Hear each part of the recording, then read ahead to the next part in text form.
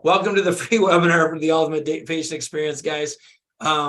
This is about unleashing the power of the ultimate patient experience and how to truly get customers to come back every single time you want them to come back. And so why are you here? Why are all of you here? Whether you joined online, this one's about dentistry, but why is it here? My intention is to help you grow your business. And how are you going to do that?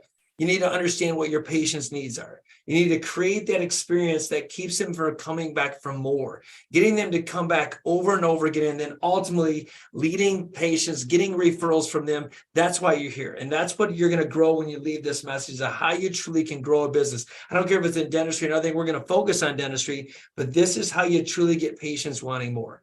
Just a little bit about me. For those who do not know me, I'm Dr. Bobby Grassi. I've taken a practice doing a $750K a year to over $4.2 million. It says 4.5. That's a little bit of typo in revenue.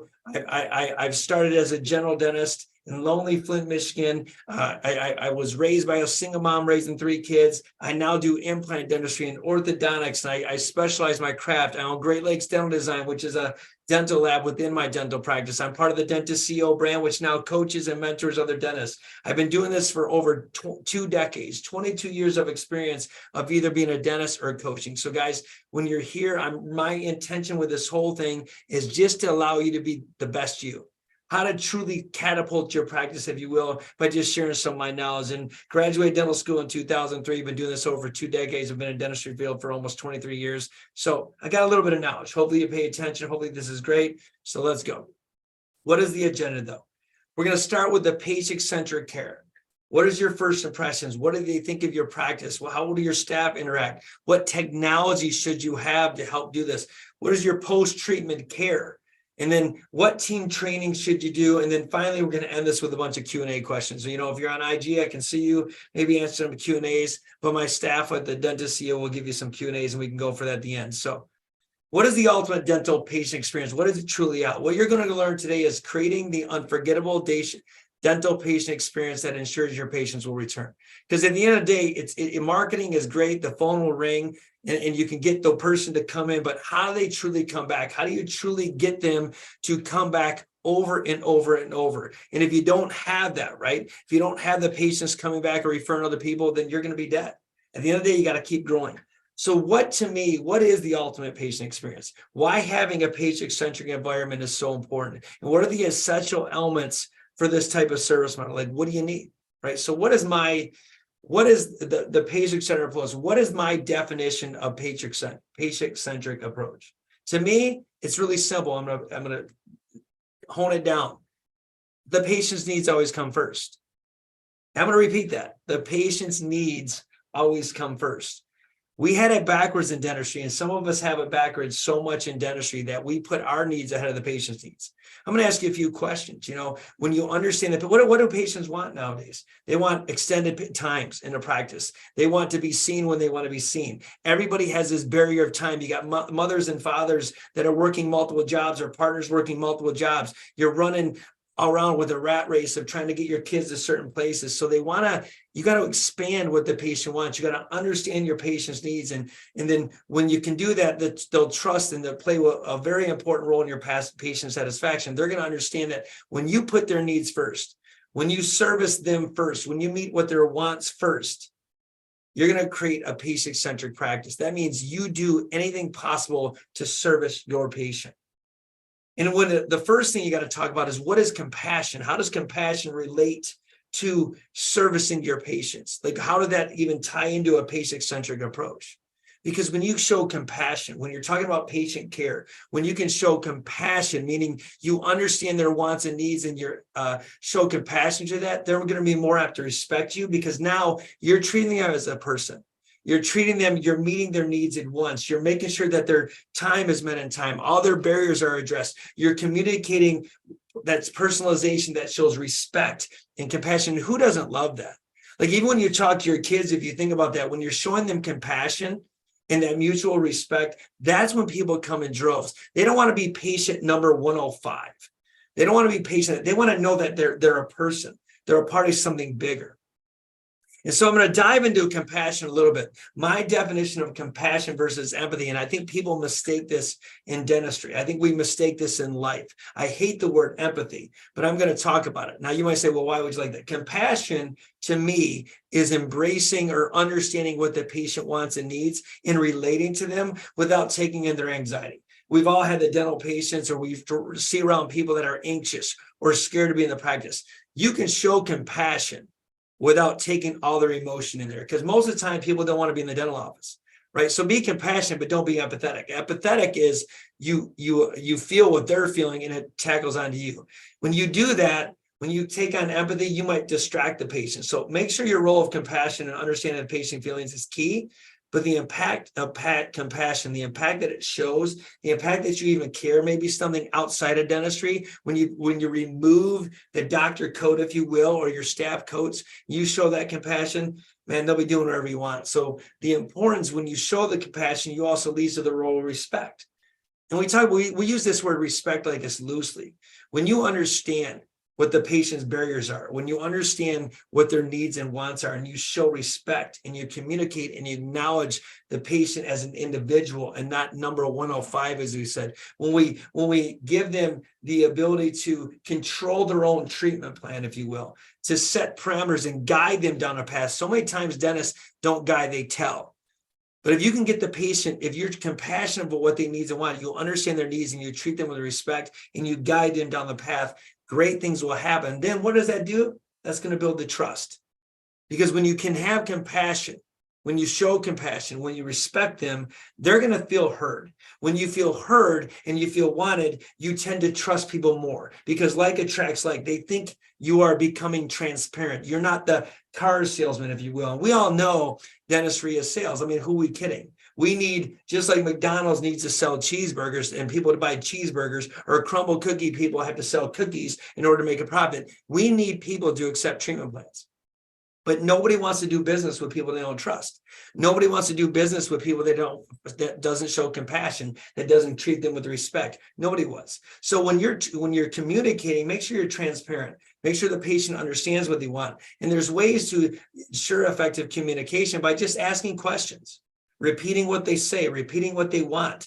Personalize every single thing, tailor every single thing to their mental needs, their experience. What is so unique about the patient? What are their needs? What are their preferences? So my definition of personalization of patient care is exactly that. Can I personalize every single one of my patients' care to fit their needs? Can I make it feel like their treatment plan is so unique to them? Can I make them feel like this only matters in their mouth? Yes, we do 1,000 crown preps, but how does this person feel like this crown, oh my God, he custom it for me, or she customized this plan for me? If you can personalize that care and you understand their needs and you provide that personalized care, patients will have the wow experience. When you look at what patients do, when you look at how they come back in your treatment plan or the Google reviews they give you, it has nothing to do with the quality of work. Nothing. You can write that down. If you're able to take this note down, this is important when I say that. Your Google reviews that you see online have nothing to do with the quality of your work. And so many dentists focus on their quality of work and taking CE courses, and they don't focus on patients' needs, patient-centric practice, how to fit. I mean, even if you had to think about that, they don't focus on their staff training. You never hear in a Google review how great your crown prep is. Never. You hear the office is clean. You hear the staff is friendly. And it's so frustrating as dentists. Like, it's absolutely annoying, because here we are providing all the care, we're doing everything, and they never mention us. Never mention us once. If you're on IG, give me a heart if you can understand that, right? They never mention us once. They never say how great the dentist is most time. They'll say the staff is friendly, the staff is this, the office is beautiful. So when you're talking about your office, what is the role of the reception and waiting area to set the tone of the rest of the visit? Like, when you think about that, the first thing, that should have been the first slide, but when they first come in, what do they see? And if I'm going to encourage you as a dentist, as a healthcare professional, or even as a business owner, if you're on this call and you're just a business owner, not a dentist, we're all business owners. What does your reception area look like? I mean, when is the last time you walked into your reception area and really saw what the patient's seeing? I would encourage you to do this monthly. I'd encourage you to do it almost every week. You know, how comfortable is it? Is it welcoming? How can you, what is the one thing that people are stressed out about? What's the smell like? What's the ambiance? How do you reduce somebody's anxieties? What is your decor? We're going to discuss this interaction. What does the decor look like? Is it warm? Is it inviting? Do you have a fireplace? Do you have a waterfall? Do you have sounds? What other amenities can you do? Do you have charging stations for your patients? Do you have coffee, fresh coffee? Do you have the not the generic water, but real water, so they feel like they're valued and important? Right? What is the impact that your staff has? How does your staff interact with them? Do they greet them with a smile? I'm talking about with a smile. I'm not talking about, hey, Mrs. Smith, welcome to Gracia Dental Wellness. Half the time, have you ever been to a place that you don't even look up? People aren't even looking up. They're like, oh, just sign the piece of paper here. And every time I'm on practice, I'm like, man, what would it feel like if you were wowed? I mean, how great is it that I'm looking at this camera right now and you can see my face, you can feel my energy. Could you imagine a role or a staff of having energy? Could you imagine how important it would be? Can you even imagine how great the decor is in your practice when you can look at somebody and you're smiling with your eyes and your decor looks great and there's a fireplace and there's an ambiance and you're handing them coffee and you're introducing them to your practice? I mean, that is what is going to be the wow thing. You're gonna separate yourself from all your other peers. When you come to practice, is it cold? Is it warm? Do they hand you a warm beverage? Do they give you a comfort menu? Is it relaxing? Do you have headphones for them? Do you have massage chairs? I mean, you can get as creative as you want, but all these things are what's going to separate you from your counterparts. I always laugh at people. They always compete with other people. Don't even compare yourself with other people. You can be your unique self.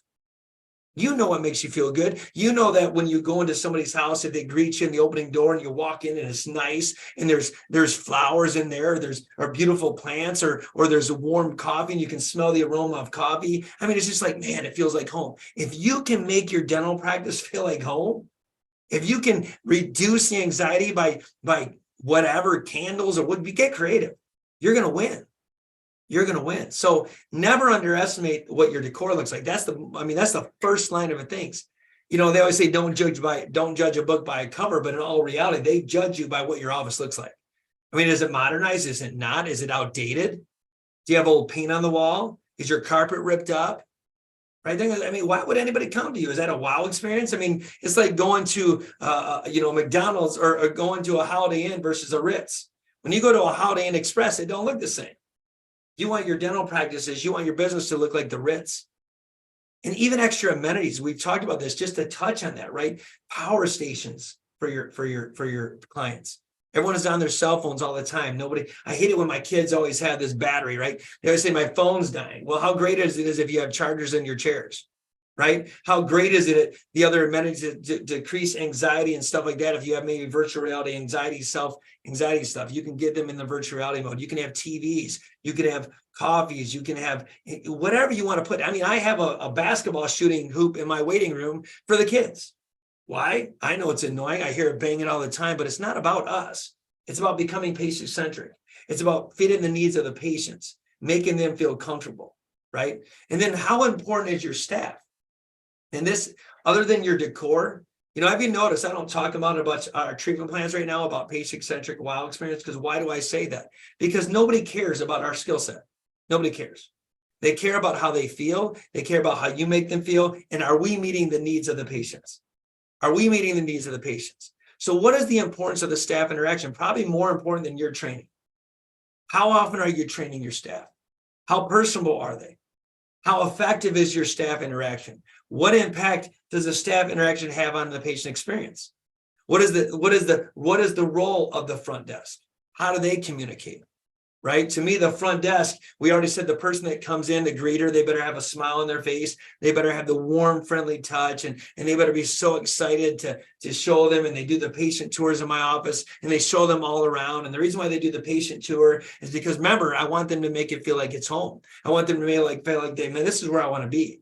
They show them all around. So nobody wants to be confused, right? Nobody wants to not feel comfortable. It's no different than when you walk somebody in your house, you show them all your rooms. At least I hope you do. Because by showing them all the rooms, by showing them where everything's at, they feel like they're welcome. And that is the biggest thing I think people fail when it comes to the wowing the patients. is, does your greeter look right up the minute somebody comes in the door? Hi, Mrs. Smith, welcome. And could you imagine the experience that would be if they already knew the name of the person walking in the door? And it's not really hard because they already have a schedule in front of them. And there's only going to be so many patients that are going to come in your building at this time, especially the new patients. I mean, especially the new patient, if you can create something where you know the new patients coming in and you treat them like the Ritz-Carlton, that's going to wow them. But even when that's done, what is the role of the front desk? How do they interact with the patients? Are they talking on the phone? You know, how does the front desk communicate with the dentist? How do the dentist communicate with the assistants? How do the assistants communicate with the hygienist? It all plays a huge part in establishing trust, because the more continuity you have, the more ability you have in your synergistic approach, in a team approach, the better the experience. I mean, an example that I have is there's many times, even in my dental procedures, where we're just not on the same page. It happens. It's going to happen to all of us. I'm like, can't believe this guy is doing the ultimate patient experience and he's admitting his flaws. Of course, we all have flaws. What's up, Dean? Welcome to the call, brother. But we all have flaws. But the reality is that if you embrace them and you work on them and you become better and have a synergistic approach of how to truly encompass your staff to be on the same page, it's money. The minute you're not on the same page, the patient feels that experience, and it's now not the great experience because you're not one machine. You're not working together. See, dentists in their life don't train their staff enough to be great.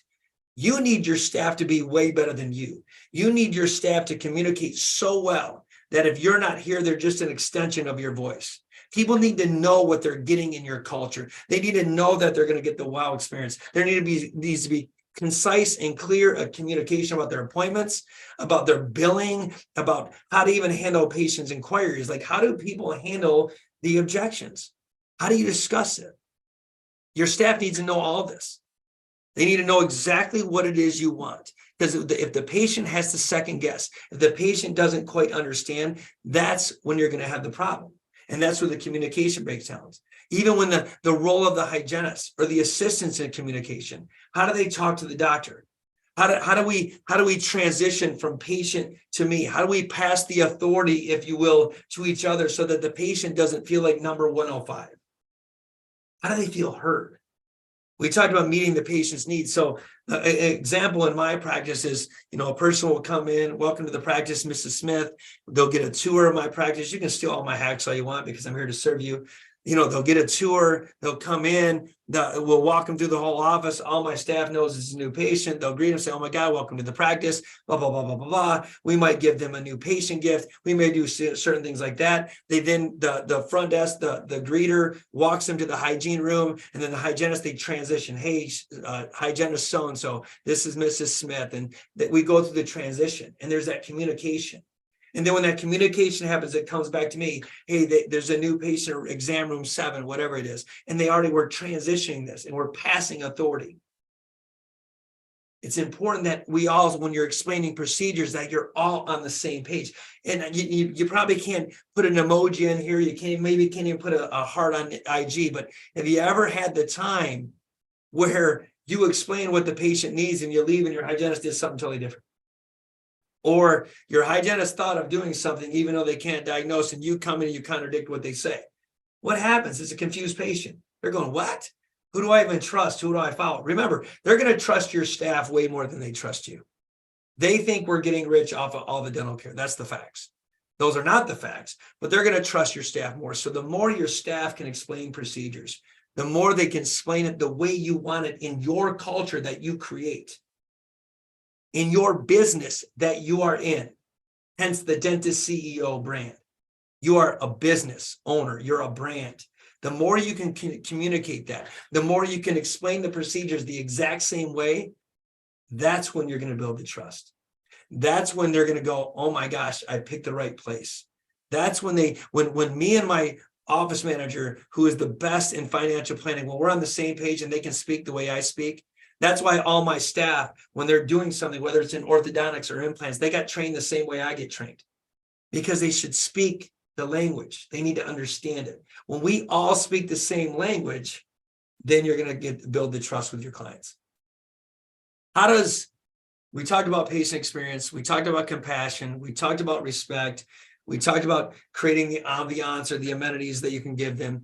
But how does technology, like how can technology possibly play a role in the ultimate patient experience? It's no different than this. If you see somebody on a flip phone versus a smartphone, you're going to view them differently. You're going to think the one on the smartphone's not up on the, or flip phone's not up on the times, but it's someone who is on a smartphone, if you will, is up to the new times, iPhone 12, 5, 6, whatever. No different than a technology. You know, when I look at practices that are not growing, they're not keeping up. They're not keeping up with technology. Maybe some of you don't have CBCTs, right? Maybe some of you don't have digital x-rays. Maybe some of you are still doing film drips. I mean, come on, dude, we got to get up to the times. Digital x-rays, you know, it's not a bad investment. You can tell, show, do. You know, are you doing, what is the impact of modern techniques? You know, are you doing AI presentations with Overjet? I mean, if you have young dentists and you don't know, think about this. If you don't have a continuity between teams and staff, but you have this technology where you can show them. I used to have this thing a long time ago called Spectra. And Spectra was like Doppler radar for teeth, right? Where it was so hard to diagnose occlusal decay. And if you're a dentist on this phone or you're listening on live and you're a dentist, thumbs up with that or hard on IG. But you can never really prove to a patient that they had occlusal caries, right, or cavities. And so you'd have to show them, oh, here's some stain, even though it was hard. And was like, but it's hard. And everyone goes, well, it's hard and there's not decay, but it's not true. So I used to have this Spectra and I'd go click and I'd take a picture and it would pop up, and they have different techniques now, but this is almost 12 years ago. And it looked like Doppler radar for teeth. And that little tool, that little camera that I could show people in technology, they thought, man, I was way ahead of my time. And I literally would explain it that way. Whether you have sleep studies, whether you have things, amenities that can, you're not even treating your patients as far as just teeth. You're overlooking at the whole wellness, right? A CBCT machine that can take a 2D print x-ray and convert it to 3D and you can show them without always charging. That technology, when you do stuff and you show them that it's painless, and virtual reality anxiety stuff and things that you can do, even as simple as headphones, modern technology in your practice they're going to think they're part of something bigger. You're new, you're creative. I mean, I'm 50 years old, but I got to stay up. You got to stay up with AI technology. You got to keep moving. And when you keep moving and you show techniques, that's just going to enhance the patient experience. The more modern technology you can give your patients, the more, especially the younger generation. Right. That's why when we even do marketing contents or whatever it is, you know, people, websites and texting and it still works. Email campaigns still work. But how great is a video? Like, how great is it we can do this right now? Right. I have this in my dental practice. They see this technology. Guess the first thing the patient says, what does he do back here? Oh, he does podcasting. He does coaching. He does this. That's modern technology. I'm using it to my advantage. And the patient thinks, wow. Right. So when you encompass all this in your dental practice, and I've talked about examples of effective technologies, but the ultimate approval, whether it's a CEREC machine, right? Whether it's milling machines in your practice. Like I told you I own Great Lakes Dental Design as well. So I have 3 or 4 top-end milling machines, but it doesn't matter. The fact that you can take a prep to somebody, a patient who does a crown prep, right? And this is not about treatment planning, but it's about patient experience and trust. And the fact that you can take this prep, and you can say, I'm going to prep this to you, and I'm going to get it back in 1 day or 1 hour or 2 hours, whatever you say, and you can deliver it the same day you prep it. I mean, what experience is that? You know what they're usually used to? I got to come back in 3 weeks. I got to come back in 2 weeks. I mean, if you can create a system and a rhythm, what you don't think they're going to say, oh my God, you're the greatest thing since sliced bread. They don't look at your prep design. They know, but you can show them, and you can even show them how you're designing it right in front of them. And you can show them how you're staining and glazing it and put it in the oven. I mean, wow. I mean, even us as dental professionals who's been doing this, we still think it's amazing. We think it's amazing what technology can do, whether you got 3D printing. I mean, there's so many ways you can go with technology. Don't underestimate the power of technology. Don't underestimate the value it has in your practice, because if you can use your technology and not always charge for it, because don't underestimate the power of another patient, right? How much does each new patient give you? In my practice, every new patient that comes in is almost $4,500 of revenue. Why am I sharing that? Because it's just what it is. So I'll ask you, I don't care what the technology costs. Right? It's so important.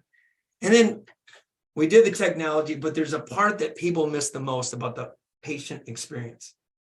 It's the follow-up.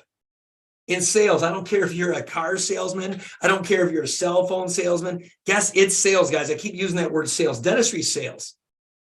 You ever buy something and nobody ever talks to you again? Like, how great would it be if, hey, you bought a car, somebody calls you a week later saying, how's your car going? I mean, you need me to do anything? How great is it when somebody follows up with you, even as their dentist? But you know what's even more powerful? Not your staff, not your front desk, when you do it, when the doctor does it, when the person that does the care actually calls them back. This is how I built the practice, by the follow-up care. When they show that you're right, compassionate, show respect, they trust you, and then you follow up, man, you're just have high integrity. And now you're doing exactly what you said. It's not about a number to them. They're about real people. They're real people that you care about. And we always say we're in this field of dentistry that we actually care, but yet we don't even have most dentists don't even follow up. They do the implant and they'll never hear from them again. Thank you so much, Room 105. Thank you for your money. A follow-up, the importance of post-treatment communication, and then how the follow-up even improves the healthcare. So when you follow up, post-op, post-treatment care, whatever, written instructions, man, give them written instructions, right? Procedures done, written instructions. Here's your written instructions, and then verbalize it. You verbalize it, so tell, show, do. That's what I say, right? Show them videos, do whatever you want. This is what you can expect. You can do it pre-op and post-op. Here's the clear instructions. Here's your written instructions. Here's the clear instructions of how you take care of yourself. But to go a step further, I mean, really, really, really to catapult this and go to expect a step further, follow up with your voice on the phone. Not some AI texting thing, which is cool, and CRM machines, customer relations management machines. For y'all, you don't know what CRM stands for. I'm talking about your voice. Don't forget old school. Writing the letter to the new patient, welcoming into their practice. I should show you this stuff. I have stuff with my pictures on it. And it says, hey, thanks for coming to Grassi Dental Wellness. Hope you had a great experience. I can't wait to provide your care. I mean, an old letter, just a letter, handwritten letter. Can't read my chicken scratch. Nobody cares about my chicken scratch. It's about me caring, the following up. How was your experience? Tell me more. Doing a video, get creative with technology. Do a video on your phone. Do a video, say, oh my God, welcome to the practice. Put it in an emails list campaign, whatever. It's not hard. Do one video. Customize that video to each patient. That 1 minute, 2 minutes, 3 minutes you spend per patient is undeniable. And then follow up afterwards when you do a procedure. Every person that you give a shot to, you should follow up with. I understand. It's a lot of time. I understand. We all don't do it. I don't even do it every day. You should. I do it 99% of the time. I can't say I'm perfect. But how to grow a patient, how do you grow your practice and create that patient experience is the follow-up. And then when you follow up, when you're compassionate, you show respect, you show trust, you're following up with them. What type of patient feedback do you get? And the importance of patient feedback is where you make your changes. I'm like, what do you mean? You got to collect the patient feedback. You're going to get the patient feedback. And then when you get that patient feedback, good, bad, or indifferent, right? You're going to implement the changes. How do you collect patient feedback? You could say, hey, just tell me about your visit. You could have a suggestion box. You could create surveys. You could do direct interviews. You could, any means possible to get their feedback is great. I don't care if you have to go through a Google review thing and search it and they're not telling you, and you read every one of your reviews. They're important. Now, most of the time you're going to read the 5-star reviews, and then you get all butthurt about the 1-star review. Yeah, we all get 1-star reviews, right? We all do it. And the reality is take that. There's patients, you know what I always say, the silent killers, right? The ones that tell you nothing. When you see a patient doesn't schedule, do you have enough courage to call them yourself? I do. I call them. Hey, whoa, tell me what's going on. What happened? What was the disconnect? I just need to learn. And I'm going to give you, I will tell you this right now. What can I learn from? What can you learn from every good or bad experience? There's always something to learn. You're not a failure. Don't think somebody doesn't like you. No, look, most people will not. I mean, most people like you in a sense, but you can't please everybody. You can't. You're never going to make everybody happy in life and in dentistry, especially. It's almost like, what have you done for me lately? That's why the patient experience and the wow factor is so much more valuable. This cannot be overstated. You need to create the experience. You also need to get the bad feedback as well as the good, so that the bad doesn't happen to somebody else, so that you can adjust. I'm a very passionate guy, as you can't tell. And sometimes it goes on in my presentations, and that rubs people the wrong way. Great. I interview them. I say the great. Thank you for giving me your feedback. Some of them come back, some of them don't.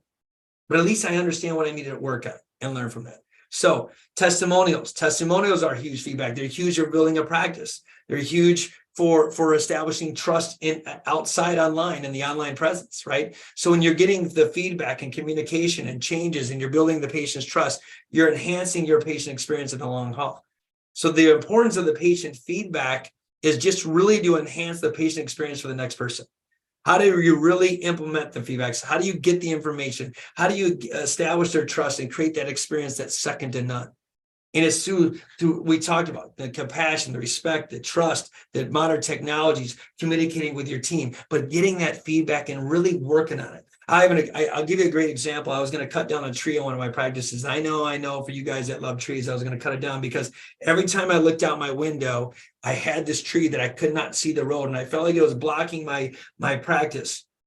I felt like it was blocking my practice from marketing, actually being seen. Right. And so what ended up happening was this patient, I remember I was saying this in the chair, and I remember stating to the patient, hey, I think I'm going to cut down this tree. What do you think? She almost absolutely came out of the chair and refused to be my patient. Like, true story. Like, she was not going to be my patient. And I said, whoa. I'm going to never name us. I can't tell you. I said, what do you mean? She goes, if you cut down that tree, I'm not going to be your patient. So what do you think I did? I didn't cut down the tree. As a matter of fact, I carved her initials in that tree that still stand to this tree to this day. And every single time she comes back, she looks at that tree, and guess what she says? That's my tree. So, I mean, I heard her. I did not do it, even though I wanted to. I had to be patient-centric, and now she feels an invested interest, not only in my practice, but in that tree. And guess what she told 10 other people about it? And they go, man, he really heard me. And she picks on me and we joke about it, but that was one of the greatest feedback things I've ever gotten by me just opening my mouth, right? So don't overestimate or underestimate the power of that, right? And so we discussed really how the patient visit, the reception, the follow-up, how it contributes to the overall patient experience. We've discussed that. And we discussed the role of each element in the patient experience, how you communicate and implement the feedback.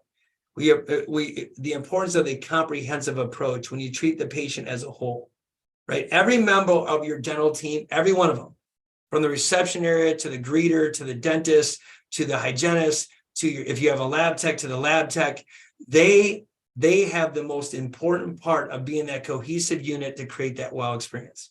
And when you understand that every role of the dental team matters and not just yours, as a matter of fact, they matter more than you, that's when you're going to create the wow experience for your practice. When you can have the teamwork of patient care, when you can impact the impact of each team member touches the patient experience, when you understand that, that's when you have the Super Bowl winning team, right? So it's not just about the patient experience is bigger than you. It's the whole team.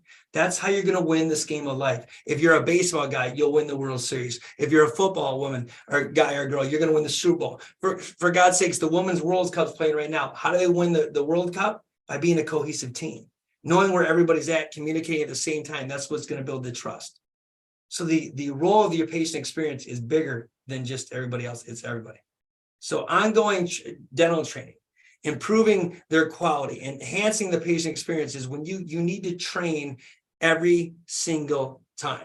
You need to keep training. You need to reiterate the training because it doesn't matter if the phone rings. It doesn't matter if marketing needs to get the phone ring, but if your staff doesn't know how to communicate on the phone, if your staff doesn't know how to talk as things goes on, the times evolve, if you're not sharing the new technologies, if you're not engaging them and making them train over and over again, then you're not going to have the enhanced patient experience you want. You got to continue to work on yourself, find ways to improve, find ways to communicate better, find ways to learn from your mistakes, and you will create that wow experience. Get creative. Have your team get creative. Have them get creative of how you can create that, right? And then once you got that wow experience, this is the golden nugget. I don't know why I'm talking about this because I was just creating the wow experience. How do you get them to come back? What can you do? What strategies can you do? Do you guys have loyalty programs? Create a loyalty program. During their regular checkup reminders. What is your excellent service? How do you get them to trust you? Do you warranty your work? Do you set up parameters? Like when I do implant dentistry, it's warranted for the rest of your life, period, end of story. If they get 2 cleanings a year, it's warranted for the rest of your life. How many of you will do that? That's creating a patient-centric approach. That's thinking outside the box. They're literally, I love that your dentist is telling you that, by the way, that's awesome. But it's literally, how can you get them to trust you even more? Because when you put your money where your mouth is, when you say you're going to back up your services, they're going to refer to you, they're going to kick back to you. I mean, you're just going to assure the patients will return because why? You have a built-in loyalty program, but 2, they know you're going to back up their work. They know you're going to back up the work. So to kind of summarize this whole thing, right? Because you guys got a lot of things you want to do, right? Summarize this whole thing of the patient review of the patient-centered approach. Remember, the patient-centric approach is the patient needs come ahead of yours. Can you create an environment where all their needs and wants ahead of yours? Do you see same-day toothaches? Do you have a spot if they want to be seen as a cleaning on the same day? Do you have a hygienist on standby? How does your staff talk on the phone? Do they talk on the phone when a patient's in there, right? How are you communicating between staff members? How are you communicating between the patients? How are you getting your feedback and your follow-up here? All these matter. These are questions you got to ask yourself. These are questions. Am I running a practice the right way? But at the end of the day, dude, my job is always here to help you grow. So I am launching a program, 6-month mentorship program, guaranteed to get results for your money back. If you're willing to do the work, I promise you, I will show you how to double your practice no matter what it is. So whether you're in implant dentistry, just general dentistry, whether you're a hygienist that wants to double their business, no joke, it's money back guaranteed. You can book a one-on-one personalized discovery call with me from the dentistco.com/double your revenue. But for the first 2 people that sign up, you can email me at the info@thedentistco.com. The first 2 people that sign up, I'll do it for free for 3 months. It's a $15,000 value. I'm going to put my money where my mouth is. My job is to make sure that all of you on the call, if you have an interest, if you're truly committed to putting in the work to double your revenue or triple your revenue or just get better results in your life, then you need to, it's going to cost you nothing for the first 2 people that sign up. So info@thedentistco.com. I would love to do that. I would love to help you catapult your career. So I'm going to open it up for questions. If there's any questions on IG, I'm going to open it up for questions. I can clarify any concepts that you might be off on, and then we're going to wrap up this session. So if you have any questions, feel free.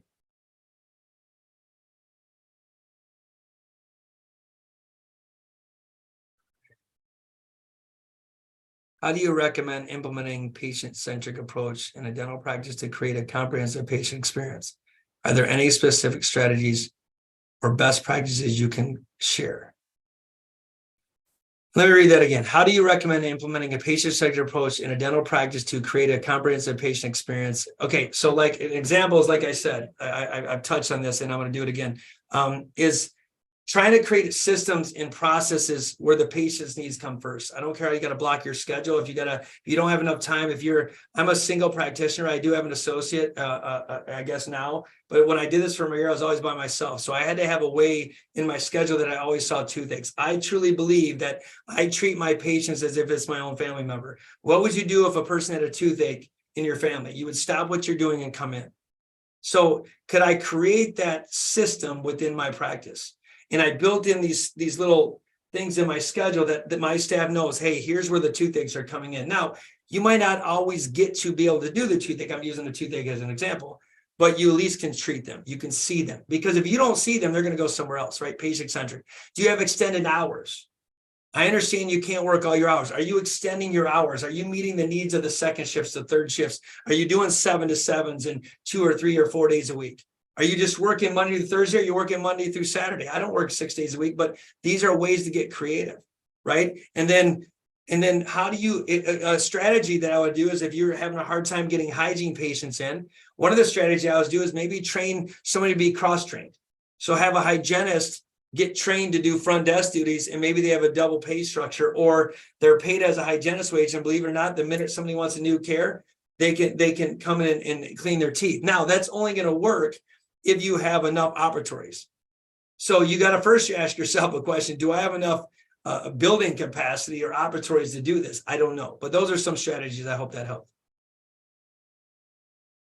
Is there another question? No, that's it. That's it. Blah, blah, blah, blah. Any more questions in the chats? Anything on IG? Okay. I don't think so. So.